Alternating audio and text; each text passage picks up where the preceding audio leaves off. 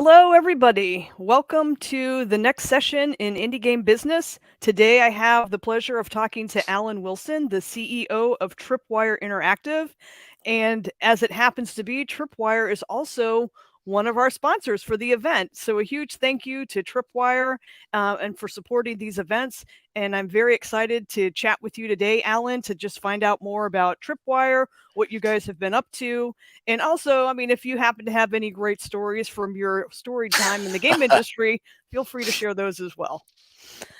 So first, let's start out. Why don't you just do an introduction, Alan, and let us know who you are. Okay, let's do the the quick version of the intro. Been in the games industry about 20 years. Started, as Tripwire did as a modder. Co-founded Tripwire nearly 18 years ago. It's the only job I've ever had in the games industry. Yep. I've done pretty much every bit of the job that needs doing, apart from any actual creative work. I've done PR, marketing, funding, accounting, selling to Walmart. Oh, wow. The stuff I enjoy is writing and design. Don't get too much of that these days, but Yeah, all those such other is life. things take up that time. It's almost like you're a one-man game studio. Well, happily, I mean that's one of the good things for Tripwire is it's never been a one-man band. We started as a team of four, and it's been a team effort all the way through.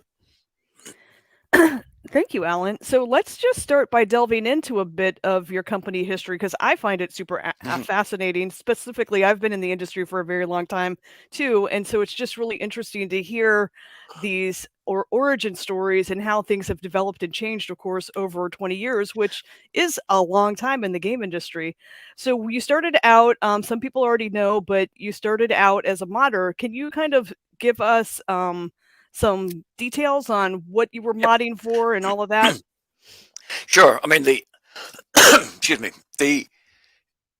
It goes way back into before And 2000. there may be some people who on this stream, if they're young enough, may not even know what the Don't term even. modding means. I was going to say, there's probably people on this stream who weren't even born when we started, which is a fairly terrifying concept in itself. Yeah, I mean, it kicked off, the whole modding scene, I think, kicked off in the late 90s, somewhere around there. There were people who were trying to break into the games industry, and there was people like myself who had a real job and were just messing about. I remember I kind of got involved, I think, somewhere off the back of the first Call of Duty, going, "Oh, this is quite cool, but it could be better." And people came together using different tool sets. Unreal became very popular, but I mean, the first mod I was working on, I can't remember. We started on Call of Duty. I think we might have gone through Soldier of Fortune at some point briefly. I can't even remember what tech we tried to use. When that collapsed, I was looking around for another mod to work with, and ended up on the Red Orchestra mod. There was, of the four of us who ended up setting up the company, Bill was already there. I think he'd been on for about a year. John joined, if memory serves, early 2003. I joined a month or so later. And basically, we were creating a total conversion mod for the original Unreal Tournament 2K. Became 2K3, 2K4. It was a total conversion mod, which started out as just being, this is for fun and for those who want to try and start building a career in the games industry. And for people like myself, it was much more. It was, hey, I've seen these games, we can do better. And somewhere, I think not long after I joined, the NVIDIA $1 million Make Something Unreal contest got announced, co-sponsored by NVIDIA and Atari, and obviously Epic. And we took a look at it and thought, we're just a bunch of amateurs. This is no, we didn't enter phase one because we thought, our stuff is our stuff looks so amateur and so bad. We didn't enter phase one. Then we saw all the entries for phase one and went, oh, wow, some of this stuff is even worse than it's really bad. Hey, we entered from phase two. We entered phase two, phase three, phase four. We won phase two, phase three, phase four, Wow. the whole thing. Got a lot of publicity off it. Didn't win $1 million. The $1 million prize basically was if you take the retail value of everything that they could throw in, plus a few kitchen sinks, and the total value of the engine license, because that was really the big prize. Yeah. Engine license. Because at the time, from memory, that was about $350,000, which was a lot of money. A lot of money, yeah, back then. It's still a decent chunk of change now. But I don't mean the licensing on that stuff's changed completely. But yeah, we ended up winning it. And back in 2004, Jan 2005, sort of four of us sort of were talking about, well, we've won this. What do we do now? We just kind of went, well, I guess we have to start the company. We have to try and do something commercial with this. Three of the guys were full-time in on it. I was still trying to run my own business in London and do the mod stuff part-time, and then the game company part-time. So it all got a little chaotic. I mean, yeah, go ahead. When did they suck you in full-time? It was, I mean, we famously did the piece where we've got a company, we've got a bit of cash, not very much. It's not going to last very long. Right. And we're hawking around for a publishing deal. We can talk about that, fun and games. But realized that the publishing deals that were around 20 years ago were horrible. Mm-hmm. They were not staggeringly developer friendly. And I mean, we were sort of just going, we can't do these things. I mean, we won't have what do we have left at the end of it? And I think, if memory serves right, John one day, I think Valve had made a few statements about Steam, because Steam was in its infancy. Oh, that's right, yeah. John just picked up the phone one day, called Valve headquarters in the days when you could just call. You could just call Valve. Yeah. And you got their internal address book, because it was only about 40 people or something. And I think I've forgotten. I think he ended up speaking to Doug Lombardi or someone, or Jason Holtman, just because they just picked up the phone in those days. And doing hey, look, you mentioned you might be interested in third-party material for Steam.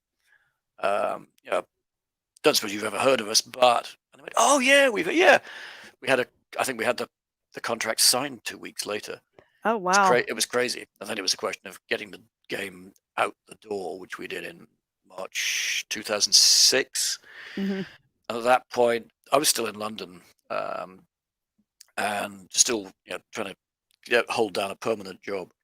And then as the first Red Orchestra became successful, for me personally, it became and for the family, it became a question of, we'd kind of expected this was a high probability. We were just throwing money down the toilet, but it'd be fun for you. And wait, now this is actually making money, and it's potentially successful. And oh heck, and we got into all the discussions, and we ended up dropping my job in London and moving out here in 2007. Oh wow, okay. So the whole family moved out. The whole family moved out. Yeah, been here 15 years. Down here in the deep south, and it's been an experience. Yeah, that I can imagine. And I was always, because I'm from Atlanta originally, so when I saw that you guys had your offices there, I wondered, because Atlanta wasn't necessarily synonymous with a huge game development hub. They've got more stuff going on there now, and of course they have the film and TV stuff. Mm-hmm. Was Atlanta the choice just because people already lived there and they're like, oh well, we're not going to move? There's two answers to that. One is the political answer, which is no. We saw that Atlanta, the state legislature and so on was really getting behind technology and entertainment, video game and movie and TV tax credits, great mm-hmm. stuff. Yeah, and lots of. Unfortunately, the truth is that there was 4 of us scattered around the world. I was in London, and putting a startup that has no money in London would have been a suicidal idea. London's way too expensive. Yeah. Um, Ingmar, who was one of the co-founders, he was in Amsterdam. That wasn't much better. Bill was in Baltimore from memory, and he just went, no, please no. And John was here in Roswell, Georgia. Okay. It's cheap. I can get office space cheap. Mm-hmm. Weather's decent. We all went, okay, sounds like a plan. And unfortunately, it was that simple a decision. As you say, it hasn't been a huge games industry hub, but it's grown steadily. I think when we started here, there was 10 or 15 companies in the sector. Yeah. Now I forgot what the numbers are, but there's hundreds of video game companies here now. Mostly small, a few bigger ones like ourselves. Yeah, and like you said, with the TV stuff, I know that Nickelodeon had a huge games. In fact, that's where your COO hailed from when I talked with her last. Yeah. Yeah, Adult Swim. Yep. So you've got your company started, you're making money, you're like, okay, what are we going to do next? How did you decide what the next project would be? Because I think you did a sequel to Red Orchestra, correct? Yeah, the original plan was Red Orchestra, and one of the keys that came out of us as having been a mod team was to support that first game, and we learned a lot off Valve in those very early days about supporting the title. We also did a lot of work really looking for for what became described as UGC, user generated content, and ended up releasing mods to Red Orchestra, which on Steam.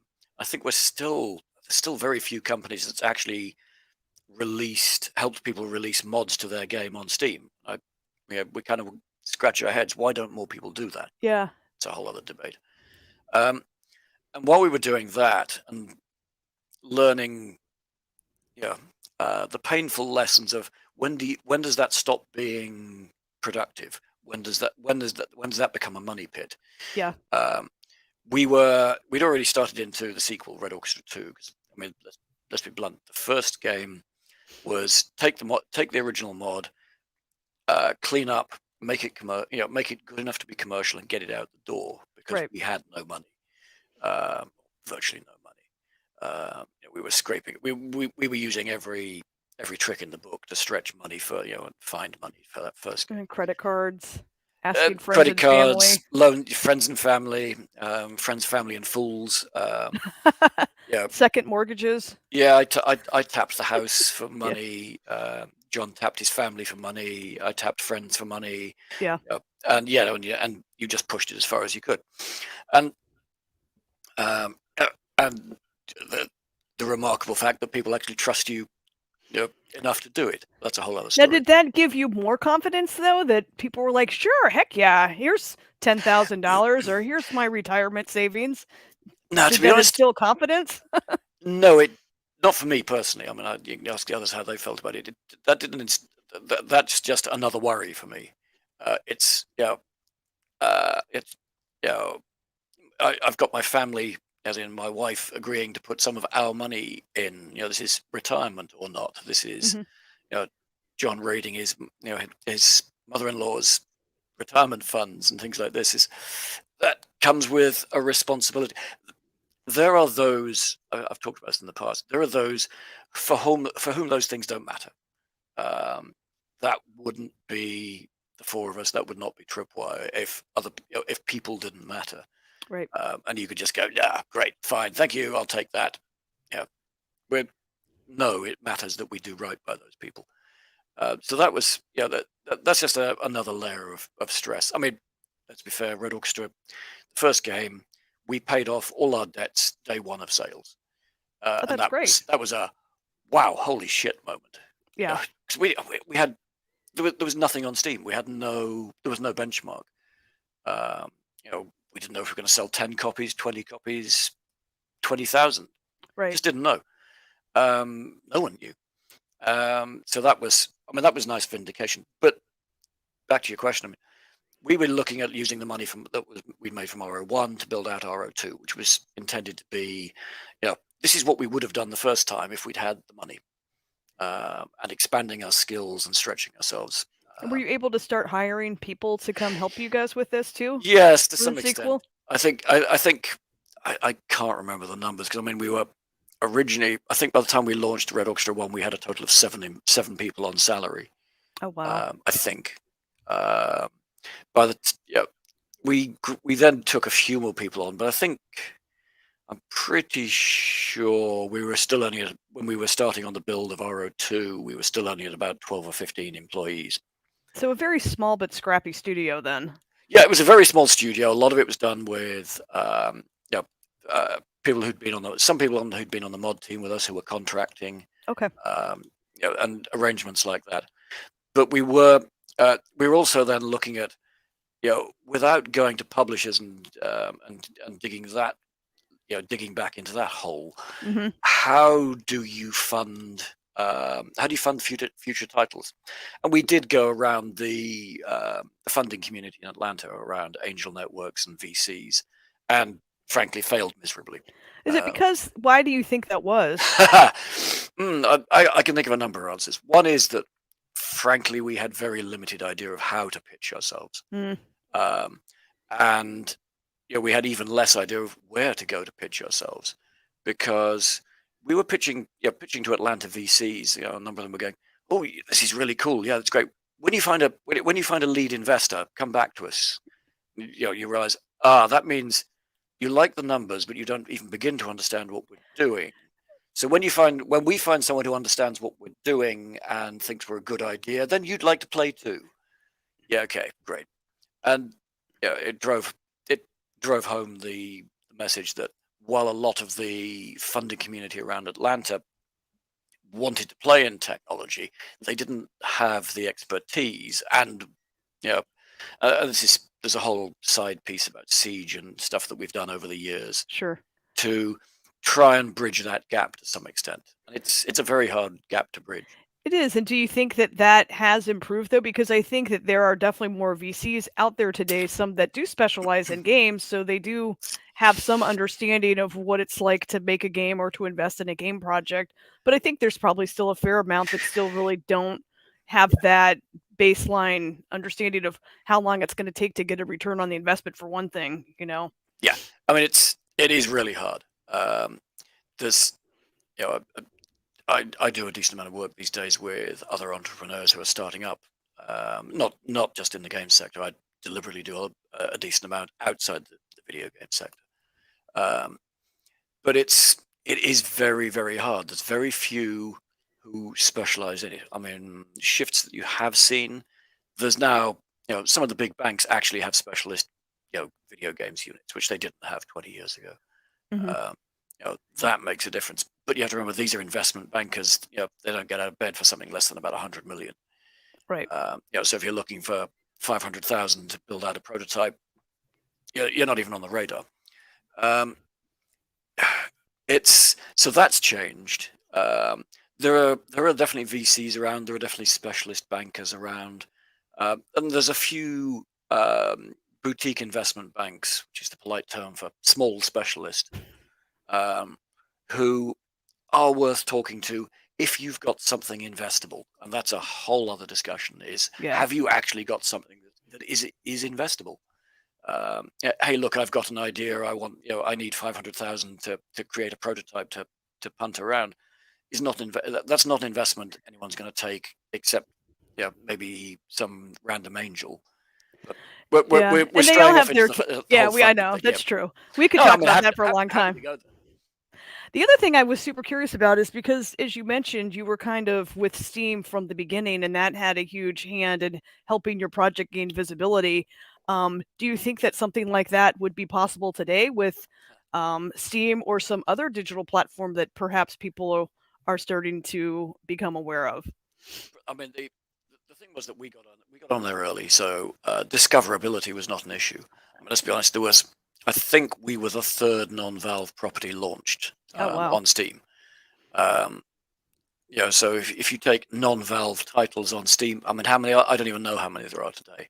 I think a lot. I think they're banging out about 7,000 new games a year. Yeah, something crazy. The numbers are so different. At the time, we got publicity because we'd won the Unreal, we'd won the Make Something Unreal contest. We got further odd speculation for why would Valve sign an Unreal Engine game when aren't they trying to sell Source? And they go, well, first off, they don't try, and they've got Day of Defeat. Why would they want a competing title on the platform?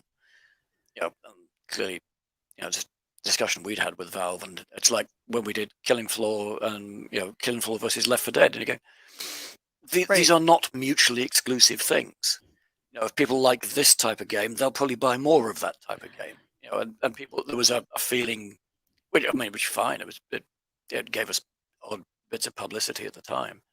There was this feeling that but surely is there room for? And yes, there is. I mean, you look at look at Steam today. I mean, there's absolutely thousands. I mean, how many times over the last 20 years have we heard the refrain, "Oh, but PC gaming is dying."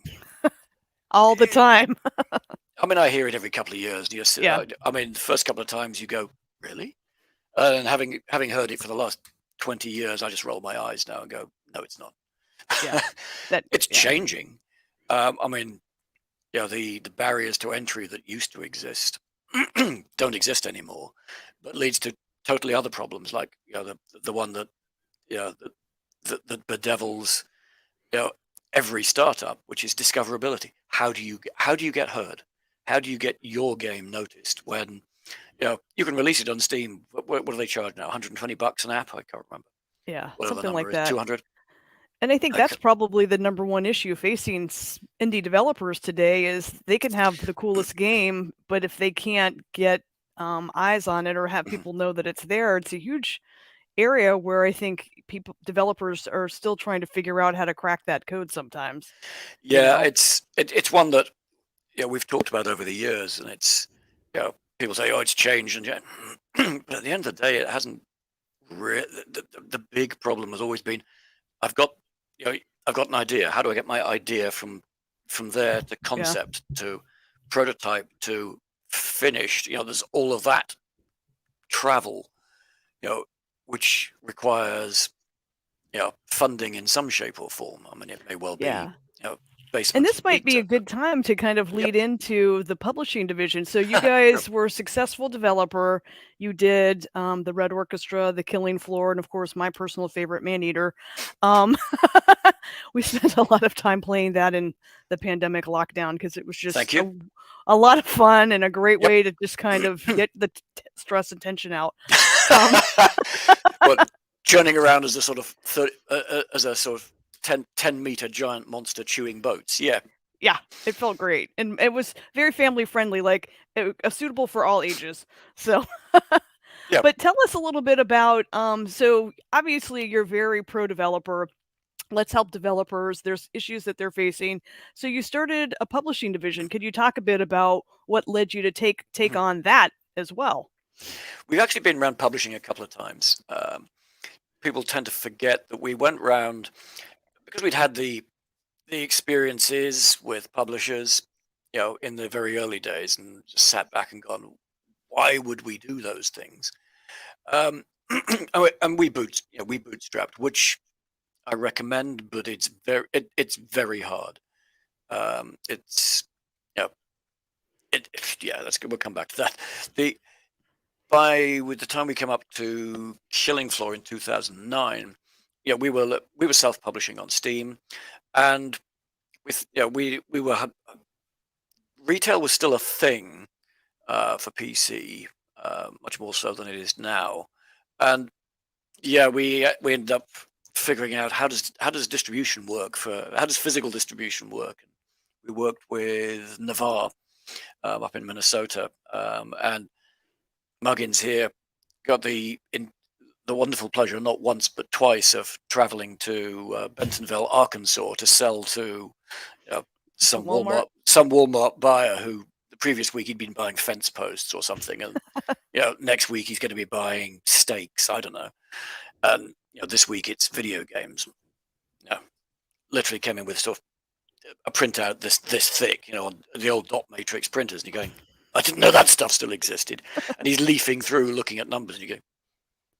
Anyway, But having realized that we could self-publish, we did actually start doing some publishing for other indies. I mean, we did Xenoclash at retail for them. Uh, there's this surreal moment stuck in my skull of me trying to explain Xenoclash to a Walmart buyer. And you've got 60 seconds. Well, you've got this hermaphrodite parent, and you get weapons like the fish gun, and I give up. Yeah.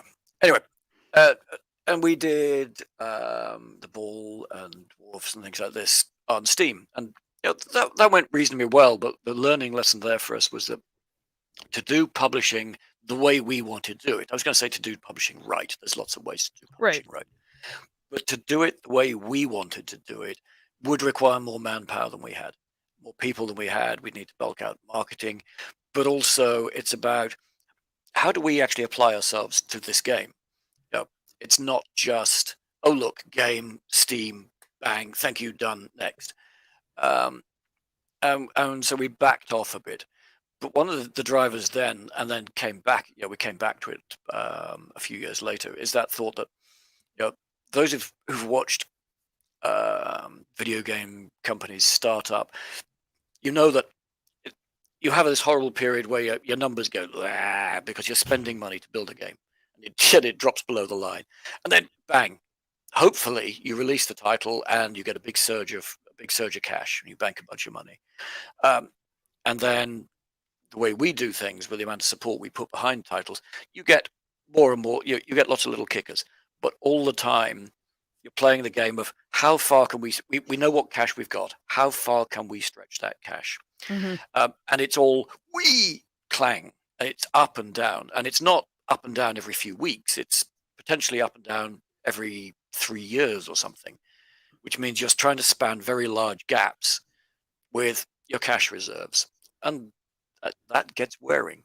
One of the prime drivers for us to do publishing was to start to let's find things that we can release in those periods when we're not releasing our own title, to just to basically smooth out those huge troughs. So that was the, if you like, the fiscal driver, the financial driver for it. The flip side of it, as we put the publishing division together, was really as much as anything else about what sort of publisher do we want to be, and that was, when you stop it, we actually had to stop and think about that. John put a lot of thought into that, and about there's lots of publishers who are just take game, do some marketing, put it out, and see what sticks. And we realized that's not us. We are developers first and foremost. We have always been developers. We want to work with developers. We can't not be involved with the game. We're not going to be any good at that. We're not going to be any good at going, yeah, look, we think you're screwing it up, but whatever. Yeah, fine. Throw it out there. We're going to play the game, or we're going to play test the game, and we're going to get involved and go, really not comfortable with that mechanic there, or this weapon handling, or this UX, because we realize that we want to help the developers make the best version of the game they can. So, we were looking at, okay, what does that need to look like as a publisher? How do we structure that? And it did require, we have 15, 20 people in the publishing division now. I was going to say, you have different sort of areas. I'm sure you mentioned UX testing, community management, and all of that. And I think the biggest piece of it is getting that different type of feedback during the development process, so that the developer can really see and understand how the game actually is being perceived and played by players. Because when I work with developers, that's the number one thing. They all think they have the most awesome game, and maybe they do, but as soon as you put it in the hands of other people and they watch people play these games, they're like, oh, that's not how they're supposed to do that. Well, that's probably true. So what do you think is causing them to utilize the game in that manner? So it's really eye-opening for them. And if the developer's very open-minded, it's really fun to work with them to say, okay, well, how can we change it? Because it becomes a really engaging, interactive process where the developer's thinking through the player's eyes. And then they're like, okay, this is what, and then they come up with these hypotheses, and then you're able to test it. And it's just, once you're in that groove, it really brings I think Yeah, I mean, I think we hadn't really thought about it. It was just natural to us because of the mod days. You know, in the mod environment, you pitch something out there every few weeks and go, "Hey, look, we've done this thing and we've added these vehicles like this," and people go, "It's shite." You go, "Oh, well, they didn't like that. Why not?" And you iterate. Hmm. Um, I tend to talk about developer blindness. Um, you know exactly what you said. It's that thing that I know how, get into this situation in the game. I know what I'm supposed to do, but someone coming to it fresh is going to go is just going to go. I could do that. Now, what happens if I do this? Yes. And as a game developer, you sit there going, "Why would you do that?" I mean, what's the Gabe Newell quote? In from the very first Half-Life. You can't stick a big red button there and not expect players to press it. Why would you do that? Yeah, uh, and but the key point is the developers need to be listening. I mean, I tend to make the point that we're not going to tell you what to do with your game. It's your game.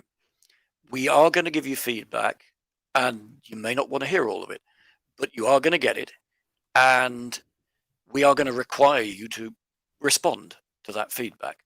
The response may well be, can be, doesn't fit with our conception of the game, bugger off. We're going to go, okay, we may have an argument about it and really go, look, this is why. Hmm. Okay, but it is your game. We're trying to help make the best game, the best commercially successful game, because at the end of the day, unless you have spare cash and are sort of doing indie because you don't need money and whatever, any other circumstances, the harsh reality of the world is that if you don't make money, you don't continue making games.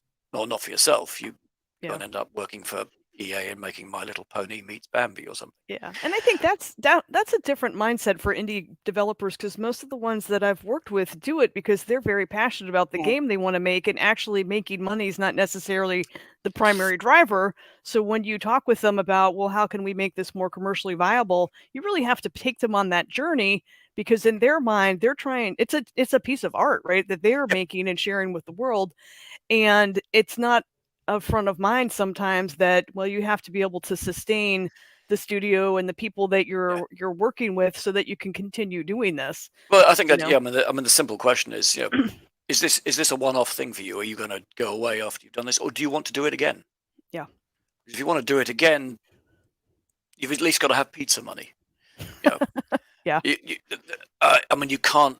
You have to. You have to have enough funding. I hate that word. Um, to keep going. Yeah. Otherwise, you've done it once. It's not. I mean, we talk about sustainability, and not just in terms of green sustainability and saving the planet, but your company's got to be sustainable, or you don't have a company. Um, it's Yeah.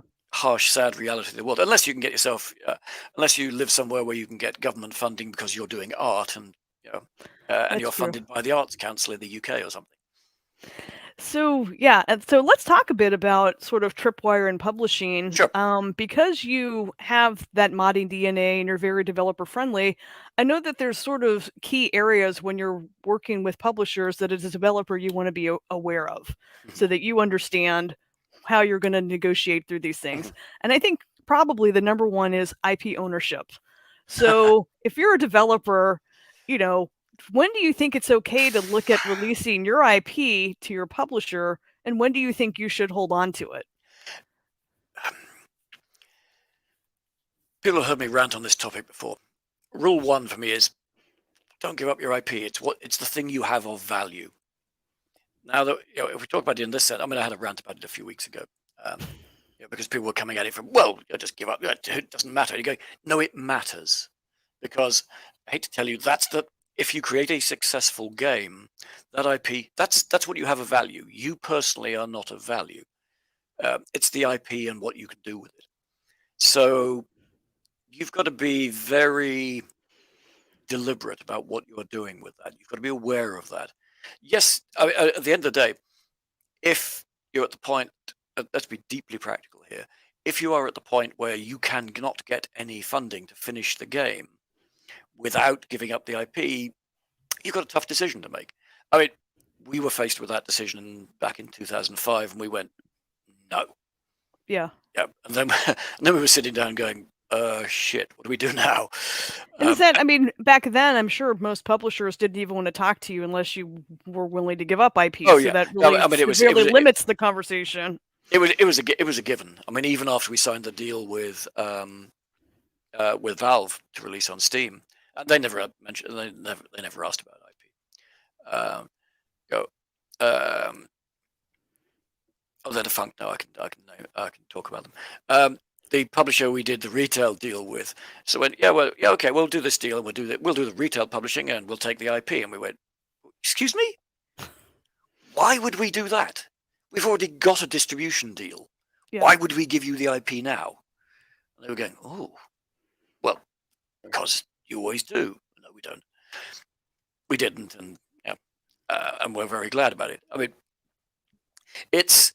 I think the key point for me is that you need to be acutely aware that the IP, that IP is the value in your business.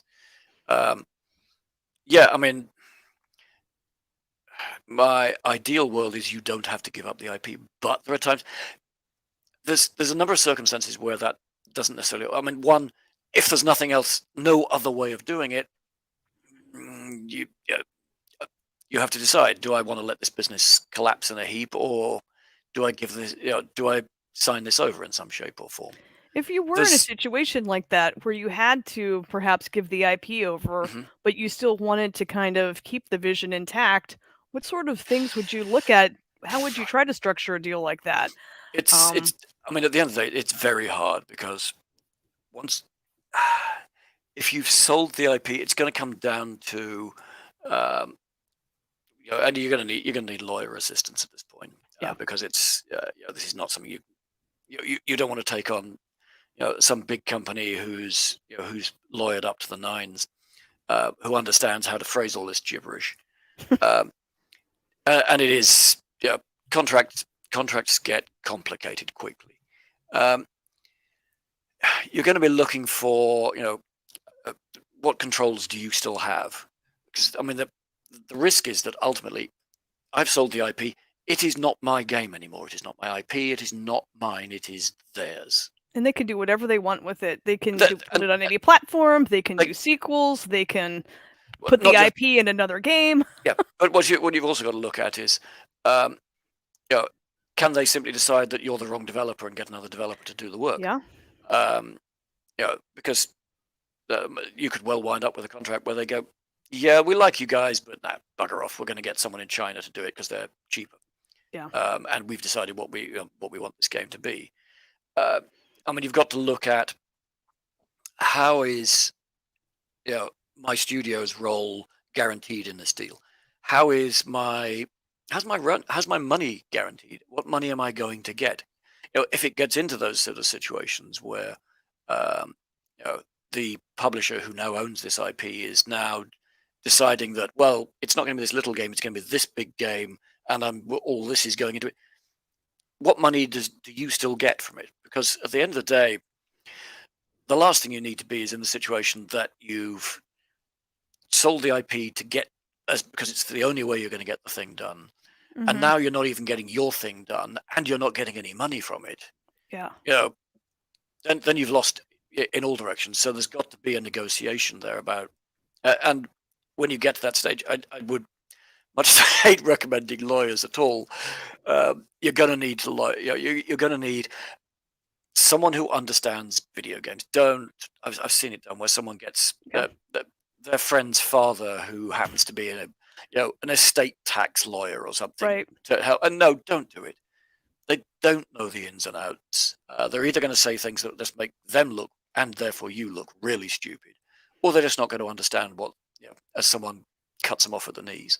Yeah, and I think too with IP, there's interactive, there's non-interactive, and things like that. There's different ways to slice and dice it as well, and someone needs to understand the ins and outs of all of that. It does get really complex. There is another circumstance which I'll just highlight, which is I've met developers. I can think of one who I won't name. Probably wouldn't mind, but it's not a story. Who they enjoy creating, but they don't actually want to see the whole thing through. They are they're the ultimate creative. They're not finishers. They're not, Okay. and at the end of the day, they can get so far, but they're losing interest. Now, there is an example where you may go. I'm thinking of Alex Quick. Sorry, Alex. Um, because we've done we've done. I mean, he was the one who his crew did the first rounds of Maneater that got us excited, and you know, Alex is one of these mad creatives who will get this idea and get it so far, but dare I say it, may start to lose interest. He's not a complete. He's not a finisher, Mm-hmm. or hasn't been in the past. He's tried very hard to be. I know he did on Depth. I'm digging a hole for myself here. Alex is going to be on the phone later going, what the fuck? What were you talking about? Yeah, you In that bastard. instance, though, Yep. wouldn't he be able to license the IP to you guys? Would that be an angle to look at? Licensing, I mean, that's basically what you're doing, but in a publishing deal a lot of the time. But that gets complicated quickly, because it comes down to who wants. What do you want to do with it? And again, it's there's a decision. And in that case, with something like Manic, Alex is going, I've got this as far as I can, and as I want to take it. Mm-hmm. Now, you guys milk it for all it's worth, because that's not what I want to do. That's not me. Yeah. So there are circumstances like that where you think, no, I still want to have a level of creative control or not. I want to I've got this as far as I want to take it. If someone else wants to take it on and run with it and send me checks for the next 10 years, there's not a bad model there. Mm-hmm. If that's where your mindset is, and it does depend. Yeah, and you've got to be. But this is the point about IP. You've got to be intentional with it. It's not just fine. They want the IP. You've got to think about what do I want to do about this. Like us with Red Orchestra, we're going, no, go to fuck off. This is ours. We've done we have now done the first Red Orchestra. We did RO2. We did Rising Storm. We've done Rising Storm 2. Mm-hmm. We've worked with that property for best part of 20. Well, for including the mod days, over 20 years. Yeah. Because we enjoy it. It's our baby, and we enjoy going back to it. If that's not you, then maybe that's a trigger that says there's a better way to handle this. I want to be able to do enough of this and then move on to something entirely different. But because of our background, my start point is always, no, IP should be mine. Exactly. But that's not, if we're being fair, that's not always the way it should work out. But the key is be very, very intentional with it. Understand that is a thing of value, that IP. Mm-hmm. So be very intentional about, okay, if I'm going to hand this off to the publisher, what am I getting for it? What am I getting now? Is that enough? If they just give me a big stack of cash now, okay, great, fine. And I think that leads me into the next question, which is what can you expect from a publishing team, right? So developers may look at publishers as primarily a source of funding, but good publishers not just giving you money and saying go make this. So what other things do they do? It's again, you need to be very intentional, and this is also back to our point about developers, is you need to understand the things that you don't know. I was about to get into known unknowns and all that gibberish. You need to be aware of what is it going to take, what's the totality of what it's going to take to get this game to market on all these platforms successfully, make it, and all of that, and think, as a developer, how much of that do I want to do, and how much do I want somebody else to do? Which, of all of those pieces, because you'll find there's different styles of publishers. There are those, whose interest is in providing a bit of funding, some marketing, a bit of help with first party, and that's it. That's their business model, which is it's a business model that works. Wouldn't work for us. For us, it's much more about, we want to work together with the developer. And before everyone thinks that's an idyllic world, no, it can, it leads to you butting heads, because we're all going to have opinions about the game and the gameplay, and and platforms and timing and budgets, and there's plenty of stuff to argue about. But it's, as a developer looking for a publisher, you kind of, again, it's about being intentional. You might want to talk around the industry about going, what are all the what are actually, if it's your first time around, you may just be having enough of a fight just working out how the hell do I finish building this game. Right. Never mind everything else that's got to go on The around it. localization, the TRCs from the first parties, Yeah, building up your community, any of that, testing the game. Yeah, all these little things. A/B testing, end user testing, alpha, beta. Do you go with beta programs? Do you go with early access? Do you all of that? Subscription services. What choices are you making there? Yeah. How do you even get the attention of the first parties like Sony and Microsoft? So there's all those questions, and really, well, the publisher, when you're talking to publishers, they're digging into you to find out, can this crew actually, I mean, does this game actually sound interesting in the first place? Is there a real game here? Can they execute on it? Can they? One of the key questions for us is, we see, I hate to say it, we see a lot of the time, is, does the crew actually understand what the fun is in the game? Right. Show us what's actually fun about it. I mean, you've got great concept, great artwork. What? But there's no gameplay. I don't know. Can you actually make a game? Right. At the end of the day, I mean, again, you could be making, you could be making art, fine. But if you're trying to make a game, it's, I would think by Webster or Oxford English Dictionary, that is entertainment. Is this thing entertaining? Is it going to keep people entertained? The flip side of that is, how critical is it for people to have a demo when they come to ask you guys to help them? In a perfect world, we would always want to see a demo, because that is the acid test for us of, do you actually understand what the fun is in this game? Because I don't care if it's grey box, what it looks like. Code. We were playtesting something yesterday, and the UX is coder art, and you're going, this. Of course, it looks horrible because it's coder art. But how does it feel? How does it play? Can we see? Do you understand what the key elements of your game are that are going to engage people? Have you got them in here? Can we find them? And can you execute on it? Those things go kind of hand in hand. But people can execute on a game while still making a really dull game. So it is really important to us to have a playable. I don't care whether you call it vertical slice, alpha, beta, demo, whatever you want to call it. Something playable that will show us that you actually whatever it looks like, and the fact that it hasn't got all these pieces, fine. But have you actually understood what is the core entertainment of your game? That's hugely important to us.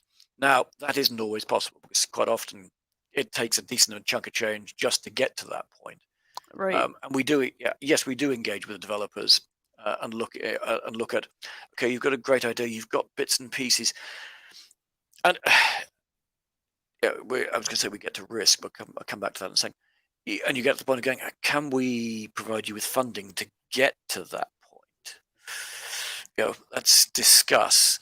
But it comes down to, I mean, ultimately the whole thing comes down to a risk reward equation for the publisher. Whether it's us or whatever style of publisher it is, you're looking at, we're going to put all this time and effort in. What's the probability we're going to get that back and ideally make money on top of it? Thank you very much. And that's the $64 million question. Is, if we look at all those pieces, and and again, depends on the style of publisher. Some people are very simplistic about it. Have very simple models. We're trying to look at, and this is why, if we're doing our due diligence with a developer, we will kind of have the drains up, because, I mean, in an earlier world, we would, come and spend time with you in wherever you are. We've been to Brazil and Ukraine before the Russians decided that they want. Anyway, let's not even go there. Yeah. Pun unintended. So that apart from the basics of, you said you had 20 developers, I see 3 and a cat. Are you not being entirely straight with us? Yeah. But also just to get to know people, because how are we going to work together? This is for our style of publishing. It's going to be a partnership for a year, 2 years, 3 years. Um, development, just a development team that's been together for a while. That's hard enough. Yeah, I was You going know, to ask you, when people have already released product, maybe with another company, and this is their first time starting out, do you find them to be better suited than sort of a first-time developer, or do they still have to go through the same struggles and, all of those other pieces it before depends. they get funding? Yeah, it depends entirely what their skill set is. If you've been, you know, if you're good example, the Sweet Bandits doing Deceive Inc. They came out of big studios, Hmm. um, aware enough to be concerned about the things they don't know. Um, they know their trade, they know their craft very well, Right. but they realized, and why it was kind of a match made in heaven for us, is that they realize that there's all these other pieces that they've seen, as part of a 300-man team at Ubisoft or whatever. They know there's a marketing division over there somewhere doing some stuff, and all these other things going on. Hmm. They're aware of them, but have never not done them. And they're thinking, how do we? Okay, and this is where we can help, um, and we can work together. Questions coming up. Yeah, we've got, so if we want to move into the I just Q&A section. as usual, I've talked too much. No, it's been great. I think everyone's really been joining the conversation. But I just read this question. oh, he just put it up. So let's, yeah, we'll get some Q&A. So if you want to take a Yep. stab at this one, let me read it out. So we have it. Were there moments early in the company where you almost didn't make it? Critical scenarios or situations that you were able to recover from? And this comes from Alina. Yes. Yeah, I mean, this is one of the pros of bootstrapping, doing it all yourself, is ultimately it's entirely your decision. No one's breathing down your neck, and all the rest of it. The flip side of that is there's no one there supporting you. When the money runs out, you're toast. Mm. That's it. You're done. There were a number of those, and I mean, in the run up to getting Red Orchestra out the door, the very first game. I mean, we were running around trying. We ended up doing all sorts of legal but dodgy deals to stretch the money as far as we could, and asking people. We asked a bunch of people to help contractors to share the risk with us. It worked out for everybody, Yeah. I mean, I don't think it's a huge secret now. When we were in 2009 releasing Killing Floor, the first Killing Floor, I think we were probably it was scheduled for release in May. I think we were at the back end of April, and the four of us, John, Bill, Dave, myself, were sort of sat in the room, reviewing where we were and all the rest of it. And Bill and Dave, as the artists, are going, look, it just doesn't look good enough. We need more time. We need another couple of months. And I was the one looking at the numbers and going, guys, we've stretched everything to the limit. We have one payroll left. Yeah. When that payroll's gone, we can't make another one. There's nothing left. And when the bank, and if we try, the bank will realize and probably come and steal our computers. No, that's it. Yeah. And it went out. Did it look like arse? Some of it did, yes. I mean, we hammered that game out in short order, but the core there was that the gameplay. People could forgive the janky bits of graphics tucked away, because the gameplay was just stupid fun. So were we that close? Yes, we were. And it was, we've been there since. There's been times when there's an argument that says we pushed out RO2 earlier than we should have done. But we were at the point of going, if we don't push this out this side of Christmas, we need to we have to bump it into the new year. If the Christmas sales of Killing Floor aren't very kind to us, we won't make it. We'll get, as it turned out, Killing Floor did really well that Christmas. We would have made it. But are you willing to bet the farm on that? Because you are literally betting the company on it. Yeah, and that's one of the things is being a self-publisher, that you actually do have control over these decisions in a way that you don't necessarily if you're working with a much larger publisher who is super deadline driven. Got to get it out by Christmas. Yeah. By any means necessary. Let's start cutting stuff. Let's Yeah. Get another team on it. I mean, I've seen all sorts of things happen in order to make these dates and deadlines. Oh God, So. yeah. I mean, there was just a sudden thought that occurred to me there, which is about cash flow for developers. On the one hand, you want to ensure that your publisher understands your cash position, because I mean, you don't want to be in the stupid situation that the game's released and you run out of money while you're waiting for them to pay you. Right. That would be painful in the extreme.